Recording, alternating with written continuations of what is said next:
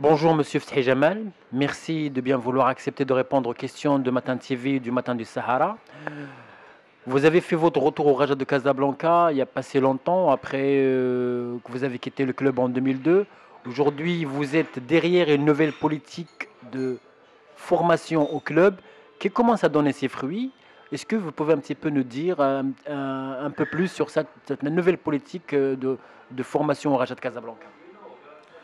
Alors avant de répondre à votre question, je pense que cette politique de reprise des activités de formation des jeunes, c'est l'un des objectifs tracés par le comité provisoire et dernièrement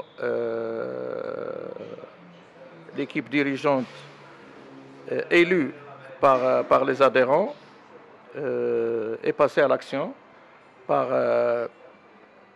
la mise en place d'un projet de formation, notamment la reprise des activités du centre de l'Oasis, par la signature de 3 conventions, avec notamment une société, une entreprise de bâtiment qui va restaurer le centre, qui a été enfin ruiné, je dis bien ruiné, je mesure mes mots, et c'était scandaleux, par une deuxième convention avec un établissement scolaire afin d'assurer la scolarité de ces jeunes, et par une troisième, celle de la signature avec une société de transport qui va assurer le transport de ces jeunes entre le centre de Bourgogne, qui est actuellement le centre d'hébergement en attendant la restauration de l'Oasis, entre le terrain du Raja, qui est le centre d'entraînement, et l'établissement scolaire, qui est à proximité du stade de Raja. Alors, nous remercions ces trois partenaires pour leur confiance, espérant enfin atteindre les objectifs escomptés et tracés ensemble. Le centre abritera combien de joueurs dans un premier temps? Dans un premier temps, c'est 30 joueurs pour cette première année. Pour la deuxième année, comme il y aura l'achèvement des travaux de l'académie, il y aura 64 jeunes. Alors on a pensé à prendre dans cette première année, enfin dans cette première période de formation, les moins de 17 et les moins de 19, qui sont au nombre de 30. Et puis, à partir de là, les faire partir pour l'académie. Comme ça, il y aura les moins de 17, les moins de 19 et les moins de 21, au nombre de 64, et réservé par la suite le centre de l'Oasis aux joueurs moins de 13 ans et moins de 15 ans. Comme ça, on aura une vaste pyramide qui va nous permettre d'assurer le vivier escompté par le comité et le public rajaoui. Jamal, récemment, il y a eu une petite polémique qui a un petit peu éclaté à propos de certains joueurs qui sont venus du Maghreb de Tétouan qui ont rejoint le Raja de Casablanca. Est-ce que un petit peu vous pouvez nous dire un mot sur les tenants et aboutissants de cette affaire et pour un petit peu éclaircir l'opinion publique marocaine? Alors, petite clarification, ces joueurs, c'est eux qui sont venus et qui ont exprimé leur souhait d'intégrer l'équipe du Raja. Le Raja n'a pas intervenu, et du moment que ces joueurs sont réglo sur le plan administratif, nous les avons acceptés. Là, ils sont au centre. Il y a 3 joueurs qui évoluent maintenant et qui jouent avec nos équipes de jeunes. Il y a 5 joueurs qui vont faire l'objet d'une étude de dossier parce qu'ils ont demandé une résiliation unilatérale sous prétexte qu'ils n'ont pas été payés pendant 6 mois. Ils ont un contrat professionnel. Maintenant, la fédération va statuer. Et je pense que les responsables de Tétouan l'ont signalé. Le Raja n'a rien à voir. C'est un problème interne avec qui concerne le Maghreb de Tétouan. C'est une affaire interne. Nous, on n'est pas associé à cette affaire. C'est vrai que le président, avec son équipe, souhaite ne pas avoir de litige parce que dans dans les objectifs de cette nouvelle équipe, c'est un mandat sans litige. Alors ils essayent de régler le problème et maintenant, du moment que les joueurs sont décidés, je pense que la fédération va statuer et le Raja restera en bon terme avec les gens de Tétouan. Le Raja n'a rien à voir avec cette affaire. Ah oui, le Raja n'a rien à voir et moi-même, je n'ai rien à voir dans ce dossier. Est-ce que vous pouvez un petit peu nous dire un mot sur l'avancement des travaux à l'académie du Raja de Casablanca? Oui, effectivement, il y a un projet d'académie qui est en fin de travaux.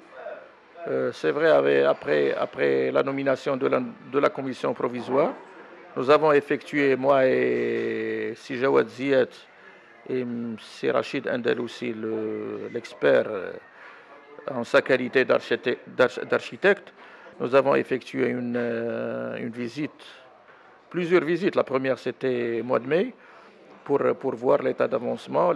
C'est vrai, les travaux sont en phase finale, mais nous avons constaté pas mal d'anomalies et nous avons demandé à ce qu'on fasse des modifications parce que j'estime que les techniciens du sport n'ont pas été associés à la conception de ce bijou qui franchement va honorer et le Raja et le football national parce que sa conception et le standing sont d'un niveau exceptionnel. Je dirais que ce sera l'une des académies les plus enfin, performantes en matière de joueurs et puis les plus optimales parce que c'est un bijou, c'est extraordinaire comme architecture, comme installation. C'est un truc qui va accueillir et les jeunes en formation, en période de formation, et l'équipe professionnelle. Ce sera une académie et un centre, un camp d'entraînement. Jamel, tout le monde cette année était agréablement surpris par la qualité de jeu de Raja de Casablanca, par les performances sportives. Mais ça ne vient pas du néant. Il y a quand même une politique de recrutement. Est-ce que un petit peu vous pouvez nous expliquer ou nous rapprocher de cette politique de recrutement cette année qui fait que nous avons des joueurs vraiment que nous ont agréablement surpris de par leur rendement, de par la facilité de s'intégrer facilement dans le jeu de Raja, qu'on sait qu'il a une spécificité. Le Raja, c'est pas n'importe quelle équipe, elle a un style à elle. Moi, je vais dire le contraire. Moi, je ne suis pas satisfait. Peut-être satisfait du rendement individuel, mais rendement collectif, il y a des hauts et des bas. Je reviens aux deux derniers matchs ici à Casablanca, notamment contre le Cara Brazzaville et l'équipe de Zaghrata. La prestation n'était pas ce qu'on souhaitait, mais le résultat était là. Par contre, le dernier match à Iniba, nous avons vu une grande équipe. Pour moi, c'était le match parfait depuis le début de la saison. C'est vrai qu'il y avait les titulaires, il y avait une équipe complète. Les choix de l'entraîneur étaient judicieux parce que il a fait rentrer la meilleure équipe du moment.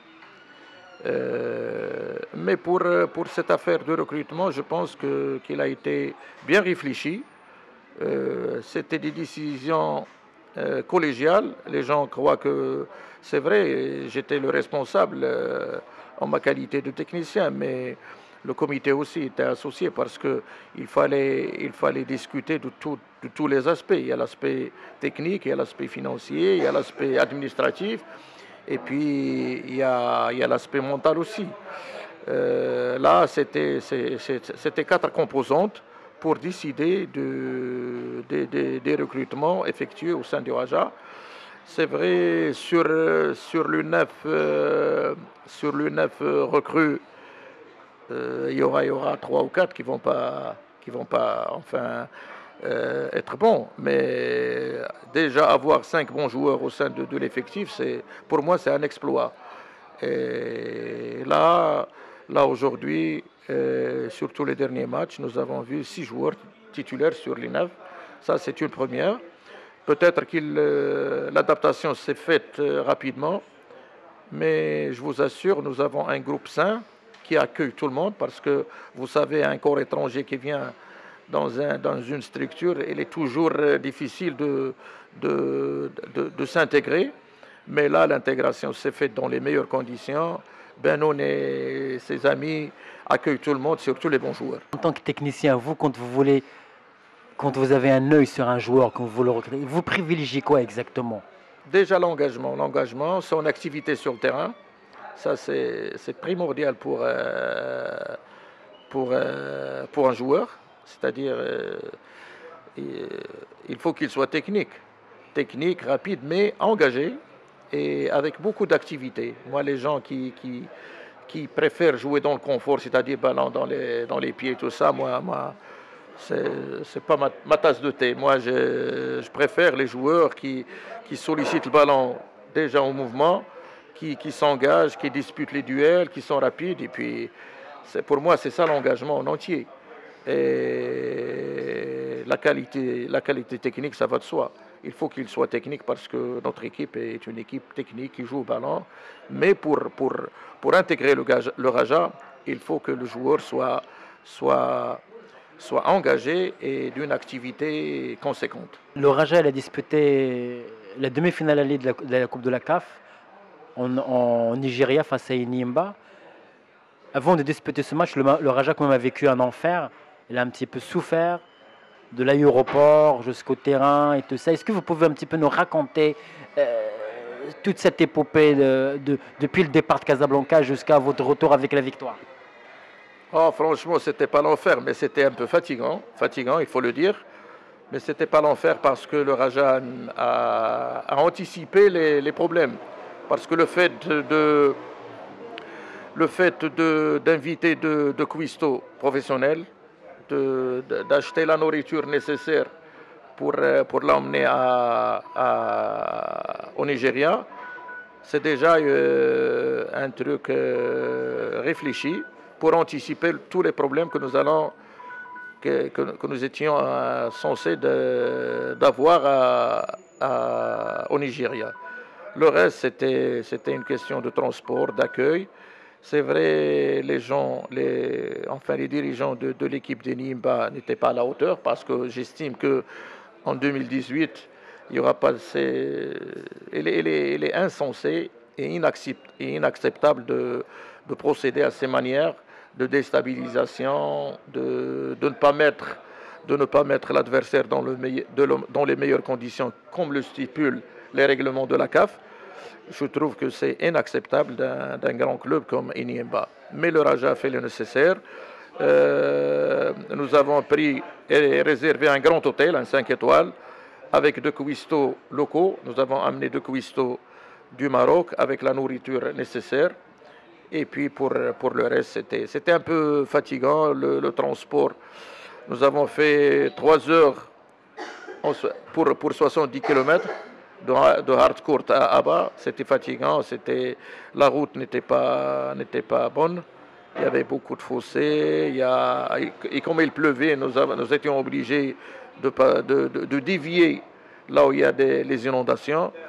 Alors le reste, c'était l'hôtel sur place, un hôtel en chambre single. Alors les joueurs ont fait un sacrifice, ils étaient obligés de passer la nuit sur le même lit, ce qui est déconseillé. Et puis pour le confort des joueurs, on ne peut pas mettre de joueurs sur un même lit. Ils étaient obligés de se partager le lit avec les oreillers. Je les remercie pour leur compréhension. Mais l'essentiel de tout ça, c'était la qualification. Ils étaient déterminés à décrocher pas la qualification, la victoire. Ils étaient déterminés à décrocher cette victoire comme première manche, en attendant de confirmer à Casablanca, Inch'Allah.